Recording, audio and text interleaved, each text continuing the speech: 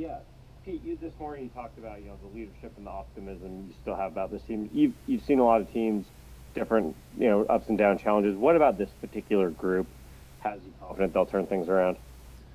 Well, just like I said, the guys in the locker room, we've been through a lot, and the leadership can speak on a lot of different topics and help guys understand how things go and how seasons, the course of seasons and how many games are left. I mean, all that kind of stuff. We really have really good voices in there to help.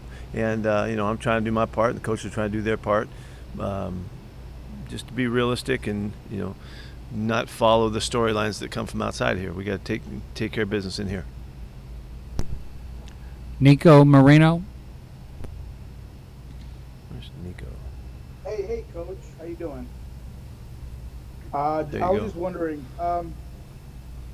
It was really hard to hold up Minnesota defensively. I was wondering if that was, in your thoughts, more of a concept thing or an execution thing. No, like I've said, they've been playing good football, and we weren't able to get them off the spot, rushing the passer enough. Cousins had a really good day, and by the time the game was over, they were able to run it too later in the game. So we didn't change their rhythm enough to offset them and cause any bad plays happening. We're in a little bit of a spell here where we haven't gotten the football away from our opponents enough, and it shows up. They continue to move the football, and if you don't take it off them, sometimes it's hard to get out off the field, and it was nothing conceptually that they did or that we did that was the issue. They executed well. It came down to third down winning, as it so often does. Bob Condotta, Seattle Times. Yeah, Pete, after looking at the film, what did you think of the play of your cornerbacks, and particularly just Trey Flowers and DJ Reed? Yeah, well, the game turned out. We kept them in front of us is really what we did, and we had a lot of respect for the receivers and all. But that's kind of how the game went, and it felt like that a little bit. They threw the ball underneath us quite a bit, and we didn't do much to disrupt that. I thought they played a pretty solid conservative game, but didn't make any plays that could change it for us. We could have used a couple here and there, and unfortunately, we didn't get anything from any of the guys on that side of the ball. Brady. Yeah, Pete, when you're talking about the play of the cornerbacks and not making plays on the ball, are you talking about, I mean, I know you said yesterday that you felt like they could have been more aggressive late in the game. Did they have the latitude within the play call to be more aggressive, or was it more of the plays that were being called that weren't putting them in position to be aggressive? No, we can always challenge. I mean, our guys there is freedom in our scheme. There always has been for them to, when they're playing up and back and on the line of scrimmage and that, and they have to make choices, depending on the situation and the call and the split and all of that. And we work with them though. We'll coach them up during the course of a game. We'll coach them up, in prep for a week. How we want to do it, but they have some freedom there, and we wound up off quite a bit in this game, probably more than we would like to if we go back and did it again. And but they have some choices they can make. And with your pass rush, I mean, it was really good at times in Indianapolis, and it seems like it's been hit or miss since then. What's been your assessment of the pass rush through 3 games? We need more. We need to be more effective. We have not disrupted the quarterback. I mean, that shows you in terms of the turnovers and us being able to get after that football. It starts there. Our guys are working it. They're busting their tails to get it, and we just need to work together. I think the whole thing needs to work together tighter, and we cause some holding of the football on the quarterback's point, and sometimes we disrupt, and it just needs to work together more effectively, and we're working for that. Greg Bell. Hello, sir. When your cornerbacks are double the yards to gain off the line on third down, say it's 3rd and 4 and your cornerbacks are 9 yards off the ball, is that a scheme thing? Is that a bad choice? Is that a player going outside the scheme? What's happening there? No, there's I don't know that that mathematics there that you're talking about. Where there's a distance off the ball depending on what the down distance is. That's I'm just saying when it's 3rd and 4 and there's a guy lined up 8 yards off the receiver, so all he has to do is run a 4-yard out with no. Is that that'd scheme be or Greg? That would be a good assumption if you know what coverage they're playing, because you can play off the ball and sit in cloud cover techniques where you have a chance to jump those routes. So that distance isn't always telling you what the story is. But I think you're trying to get me to talk about the corner play and trying to get me to tell you that there's an issue or something there. We got to get better. We got to work harder at our stuff. We got to make sure that we're putting our guys in the best positions, and they got to take advantage of it. That's the way it is.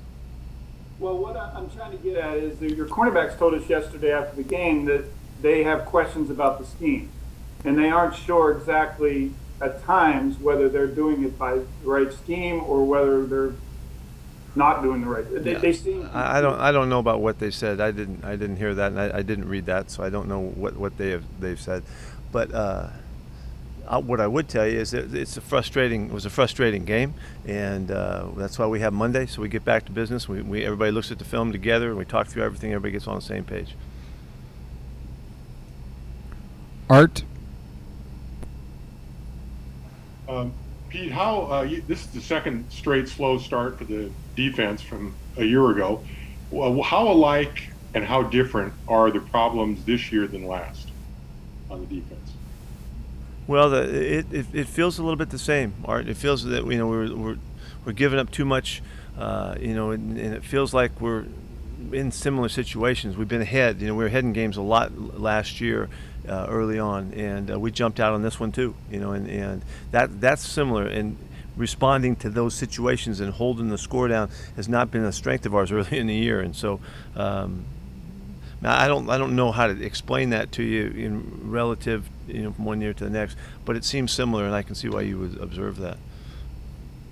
Is there anything planned like you did last year when you had the meeting with the defense and seemed to straighten things out with you and Kenny Norton?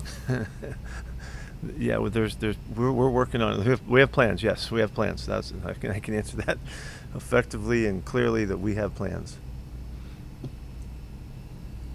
Tim Booth.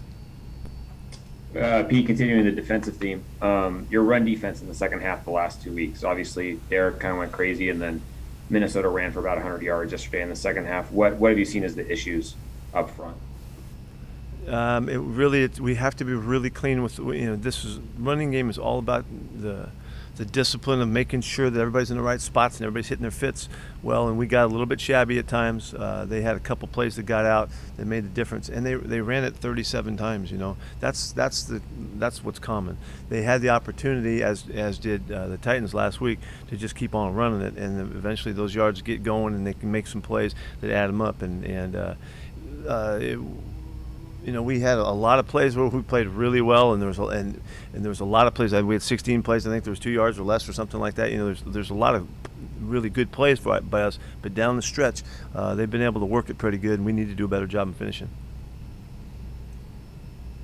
Beat up.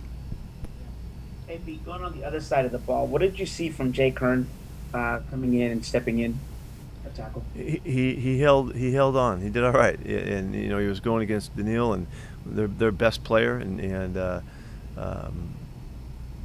he had, there's a few plays in there, a couple sets and stuff that he can get better at. He's a good technician. He does things right for the most part.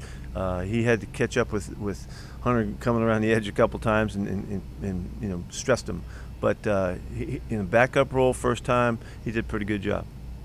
Gerald Everett came in and made an impact. Can you just talk about that? Yeah, I thought he was really obvious in the game, and you could see the thing we've been talking about run after catch.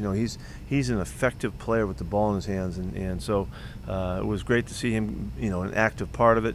We're just going to continue to work it. He's got a lot of good plays in him. Curtis.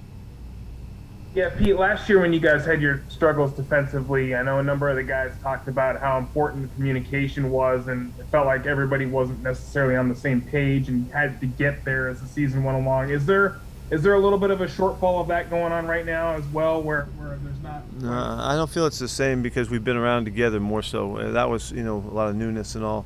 But it always helps. And in a situation, where that was a communication challenge situation yesterday.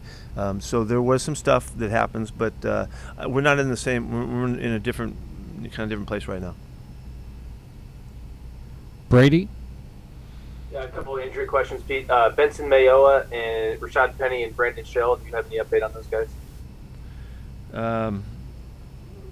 Really, we don't know yet on those guys. We'll wait, until Wednesday and know more on all three of those guys. Sorry, I don't have anything for you. Okay. It sounds like you expect Eskridge to be back this week.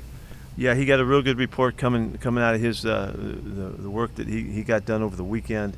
We'll see. We haven't seen him out here running around, but he feels really good and is excited about getting back. Nico Marino? Coach, it seems like you've or the team has struggled on third down offensively. Is that something that you're going to be emphasizing, or how do you feel about third down conversions? Yeah, I have strong feelings about third down conversions. Both sides of the ball. It's clear. I mean, it's a common theme. This is kind of how the game works, and offensively in the second half. We had 2 shots on the first 2 drives that we didn't convert, and it made a big difference. We had, I think we had a sack situation that took place in there that made it a real long situation. But those are crucial because the other team was able to convert, and they held the football and did a nice job keeping it away. If I had, you'd asked me before and say, hey, you give up 9 points in the second half. How do you feel about that? Well, I would have felt pretty good about it, but not the way it happened because our offense wasn't able to get on the field. The 3 long drives I mentioned, I think it was a 5, a 7, and an 8 something. Those were long possessions, and we're sitting there waiting. And I think the offense had the ball twice and got the ball back with 4:30 in the game. And so in the second half. So that's third down conversions on both sides of the ball, and so we got to work together much better than that. And it just tells the story, unfortunately. Bob? Yeah, you talked about Sidney Jones yesterday, but Bless Austin and John Reed, where do they sort of fit into this as well? I mean, are they close to being able to play? I know John Reed, I think, got 1 snap yesterday as well. Yeah. There's a competition kind of brewing with those guys, trying to show and be prepared for the opportunity that pops. And those guys are all working hard and doing well in practice. And so there's Johnny jumped in at the nickel spot for a snap, and so I'll let you know when we know more about that. But it's ongoing. And Cedric Kabui and Colby Parkinson, I think, are eligible to come off this week. Trey Brown is too. All 3 of those guys are eligible to come back. Yeah, all 3 of those guys are eligible to come back, and there's decisions to be made there to give them the opportunity, and we're excited about that. So we'll know more in the next couple of days. They can come back before they're ready to play too, and start working. So we'll but we're excited that those guys have a chance now. It's, the 3-week time frame seemed to work out to the benefit of those guys, so that they'll have a chance possibly to get out there. Couple more. Greg? Pete, what have you seen from Kelemete? And I think you're out of options. So is he an option out of doing the active roster? Yeah, he's a guy that we have to consider how to work that as well. And he's played good hard football. It's good to see him back. I missed a year, so he's working his way back in, but he's playing real hard and playing the scheme fine. So he can help us. Last question, John Boyle. I was actually about to ask about Kelemete too, but instead I'll ask about Alton Robinson. You said last week he had earned more play time. He got a lot more. Just what have you seen out of him as he develops? Yeah, he continues to play really hard. He doesn't play like a young player. He's physical and he's in the backfield causing problems. He did a nice job. So he'll be in good shape to play again. That what helped him there was that Benson wasn't available in the last game. So, but we'll see how it goes. And those guys are still battling. Thank you, everyone. See ya.